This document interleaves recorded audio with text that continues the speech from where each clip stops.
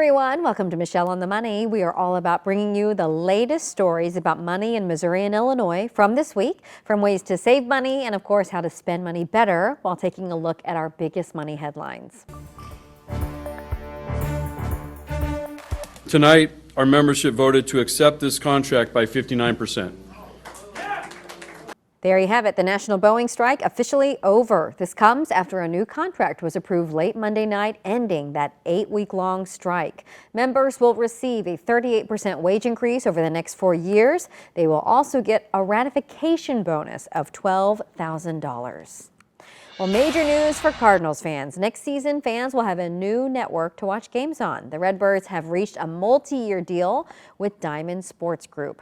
So under this new agreement, the games will be broadcast on FanDuel Sports Network Midwest, which is formerly Bally Sports Network. This should allow more fans to watch, but the deal will also let subscribers of FanDuel Sports Network app to stream Cardinals games without a cable or a satellite subscription. Earlier this year, the Blues reached a similar agreement with FanDuel as well. Well, JobsNewsUSA.com will host a job fair next week. Dozens of companies will be hiring at the in-person event Thursday, November 14th from 10 in the morning to 2 p.m.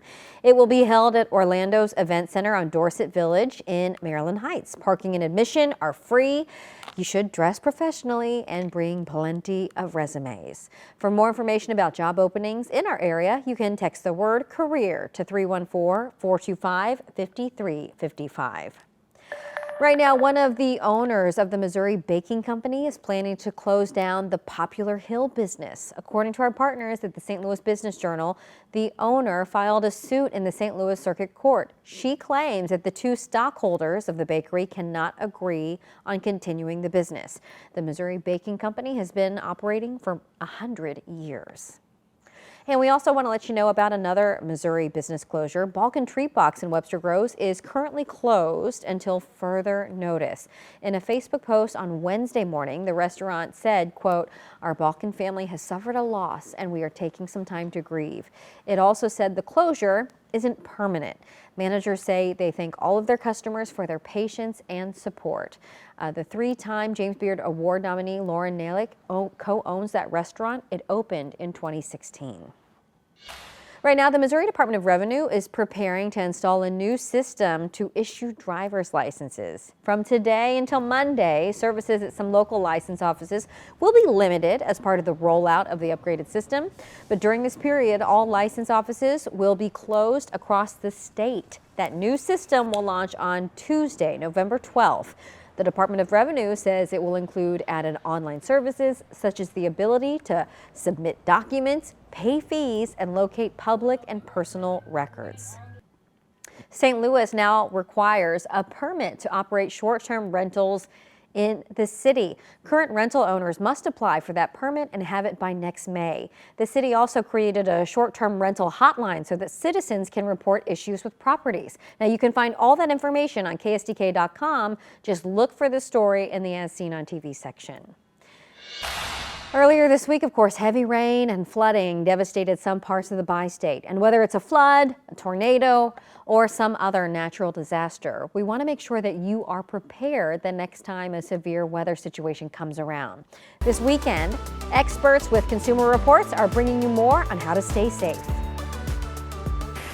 You can never fully predict what Mother Nature is going to dish out. No one was reminded of that more recently than Consumer Reports' Paul Hope, who learned the hard way that when a tree falls on a car, the tree often wins. In general, it was a great reminder that you want to be ready for any kind of weather emergency. That means things like packing a go bag, having essentials on hand, and making a communication plan. Pack a go bag for weather emergencies and evacuations. Keep it near an exit door or in your car, pre-packed with a change of clothes, toiletries, medications, and the following essentials: water and non-perishable food, a phone charger, a flashlight, a first aid kit, and a battery-powered radio.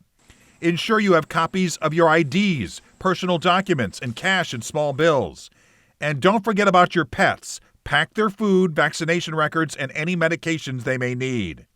Be prepared to be without power. Store backup water jugs and shelf-stable foods in your home.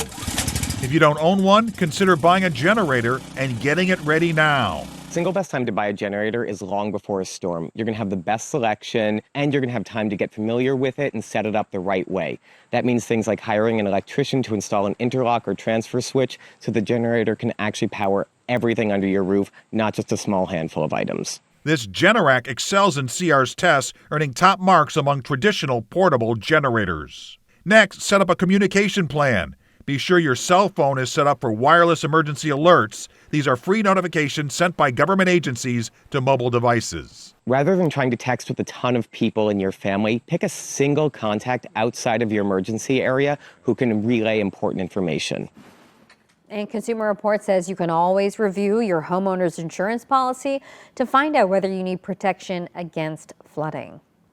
Well, we want to bring you the very latest on a new policy being used by many retailers, and you may not see it publicized. Sometimes they'll give you a full refund and let you keep the unwanted item. Returnless refunds are a tool that more retailers are using to keep online shoppers happy by reducing shipping fees and processing time. Amazon, Walmart, and Target decided that some items are not worth the cost or the hassle of getting those items back. Next year, workers will be able to save extra pre-tax earnings in their 401k retirement funds. The IRS announced the new contribution limit for 2025 will be $23,500, which is an increase of $500. Now, most people do not contribute that maximum pre-tax amount to their 401ks. In 2023, only 14% maxed out their actual contributions. If you are a young adult wanting to pursue a college-level education, you are in some luck. Right now, we can tell you the average in-state tuition is down 40% compared to just a decade ago. Now, according to data from the College Board, in 2014, the average tuition cost $4,100 a year. This year, however, it is less than $2,500. The full cost of attending a public college is also decreasing as well. Well, the holiday season is almost here, and while it is known as the season of giving, we also want to help you spend responsibly. Consumer Watch's Jen Sullivan reports on tips and tricks to help you budget. It's the season of giving, but if you're not careful with finances, you could be getting a hefty bill at the end of the holiday season.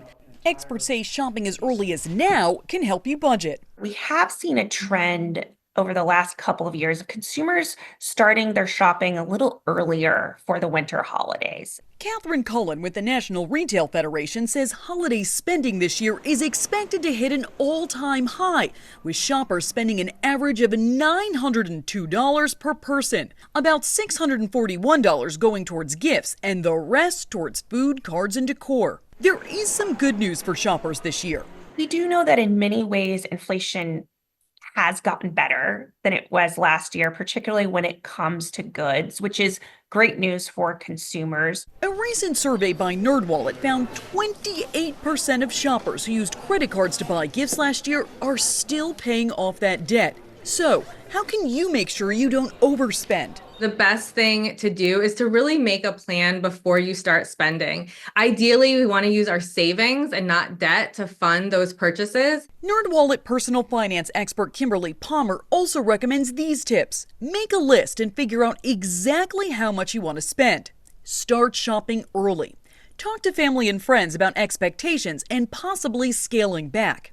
And sign up for price drop alerts. Using some kind of browser add-on like Honey or the Camelizer browser extension just to track those prices can just help make sure that you're getting the best deal possible. For Consumer Watch, I'm Jen Sullivan. All right, and while we're on the topic of the holiday season, Starbucks is rolling out its seasonal cups. The coffee chain began serving customers with the festive cups on Thursday.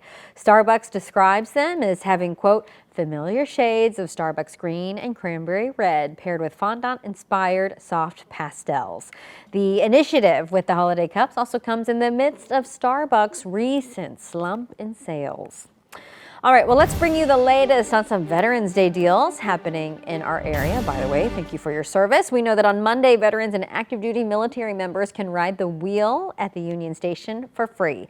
They can also enjoy a 20% discount at the aquarium and other attractions at Union Station. Just make sure to bring along that military ID. And the deals don't just end there. All active or retired service members can get free admission to the City Museum all weekend long. MacArthur's Bakery will also be serving up free meals for vets on Monday. And just don't forget that ID again. And Four Hands Brewing is donating $1 for every case sold to veterans housing projects in St. Louis and Kansas City. Now that is really just the tip of the iceberg. For a full list of Veterans Day events and discounts near you, you can text the word vet or veteran to 314-425-5355 and we will send you the links. And trending right now, have you seen this? Giant televisions are in very high demand. TVs that measure 97 inches are also known as double XL TVs. Research firm Circana says prices have fallen 53% from just a year ago, and sales have jumped 877% over the last year. I got to tell you though, they're still not cheap. If you are looking to buy one, they start at $1,700 to $3,000. Wow. Well, that's going to do it for our top consumer stories of the week. Thanks for joining us. For Michelle on the Money. We're going to see you again next weekend right here on the 5 Plus app.